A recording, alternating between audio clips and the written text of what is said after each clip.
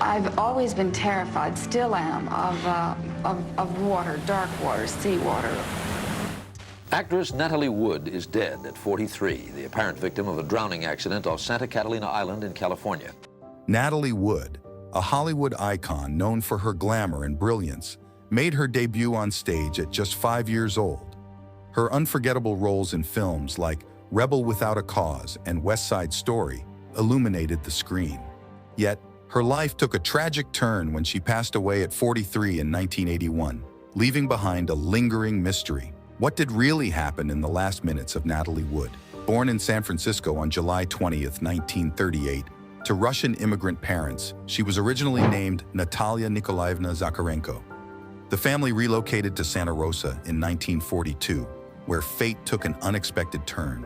In 1943, the young girl captured the curiosity of the Happy Land film crew, igniting a spark that would shape her future. At the tender age of 8, she stepped into the spotlight with her breakout role in the beloved holiday film Miracle on 34th Street. Before she even reached 25, she had already garnered 3 Academy Award nominations for her remarkable performances in Rebel Without a Cause, Splendor in the Grass, and Love with the Proper Stranger.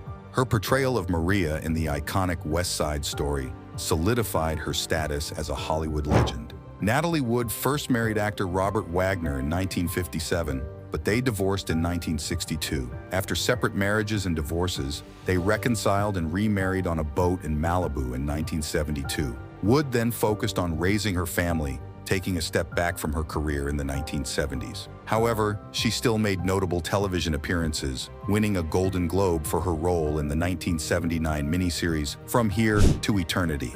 In late 1981, after completing filming for her last movie, the sci-fi thriller Brainstorm, Natalie Wood embarked on a Thanksgiving weekend cruise to Catalina Island with her husband Wagner, co-star Christopher Walken, and boat captain Dennis Davern. Despite stormy weather warnings, they set sail from her Beverly Hills home after a family dinner on Thanksgiving Day.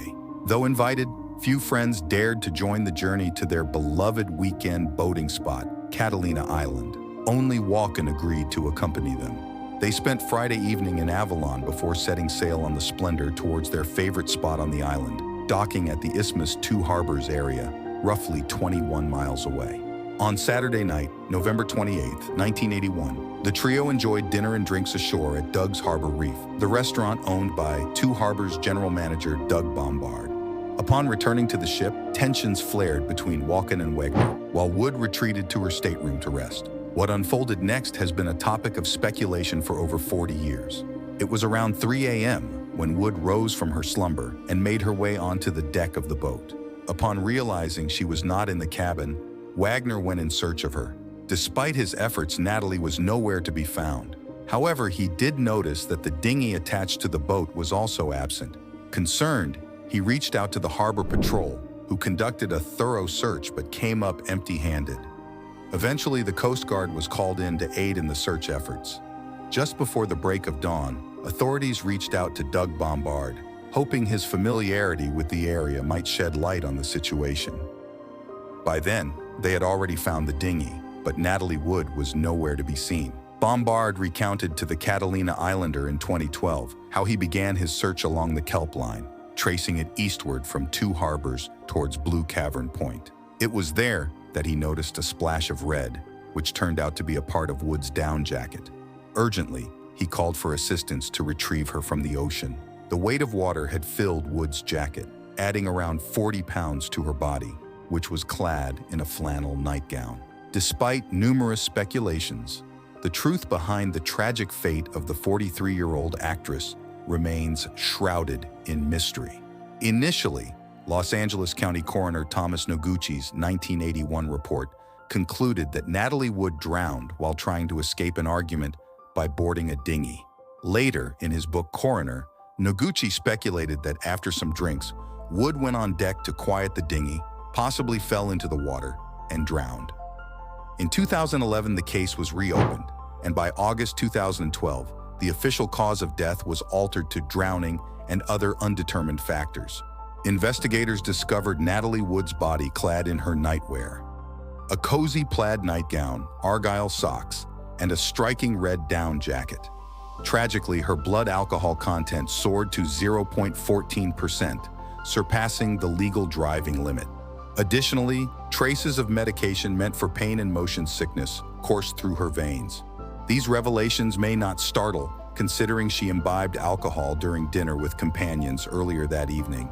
Yet, amidst these findings, troubling details emerged. Bruises marred various parts of her body, from her ankles and knees to her wrists. While initial reports attributed these injuries to her struggle to reboard the yacht after falling overboard, a new coroner's report challenges this narrative. According to the updated assessment, the bruises occurred before Wood entered the water, suggesting a sequence of events starkly different from previous conclusions. The report emphasizes the location, number, and absence of head or facial injuries indicate that the bruising likely occurred before entry into the water. But Lana Wood, Natalie's sister, countered this idea with a poignant statement. She stated, "My sister wasn't skilled in swimming and never learned how. She wouldn't venture to another boat or shore dressed in a nightgown and socks." Moreover, the captain of the yacht, Dennis Davern, disclosed in a recent interview that he provided false information during his police questioning. When questioned by NBC News in 2011 about his thoughts on Wagner's involvement in Wood's death, Davern responded dramatically, stating, "Yes, I would say so. Yes." As of 2013, the spokesperson for the LA County Sheriff's Department, Steve Whitmore, described the case as open and ongoing, with no conclusive resolution. He also clarified earlier that Wagner was not considered a suspect. Natalie's sister expressed disbelief, stating, "I can't imagine that he, being Wagner, would purposefully have done anything to hurt Natalie. However, I know things happen when there is too much drinking and fighting." Regardless of culpability, Wagner admits to feeling a sense of responsibility for her demise, acknowledging his failure to notice her absence sooner. Christopher Walken, addressing the incident, bluntly states that those seeking more from the investigation will never find closure, asserting that it was indeed an accident. Former lead investigator Dwayne Rashur remains unable to provide a definitive answer regarding how she ended up in the water. In 2020, Natasha Gregson Wagner, Natalie Wood's daughter from her second husband, Richard Gregson, unveiled the HBO documentary, Natalie Wood, What Remains Behind. This documentary not only honors her mother's legacy, but also sheds light on the mysteries surrounding Wood's untimely demise, offering a poignant yet clear-eyed perspective on the known and unknown aspects of her death. Despite the involvement of recognizable figures, the enigma surrounding Natalie Wood's tragic passing persists, leaving the world perplexed. Regrettably, the truth behind that fateful night may forever elude us, leaving the case of Natalie Wood forever unresolved. As we bid farewell to Natalie Wood's captivating story, the lingering question surrounding Robert Wagner. Was he involved in Natalie Wood's death? Share your thoughts with us. Don't forget to subscribe to our channel for more captivating content.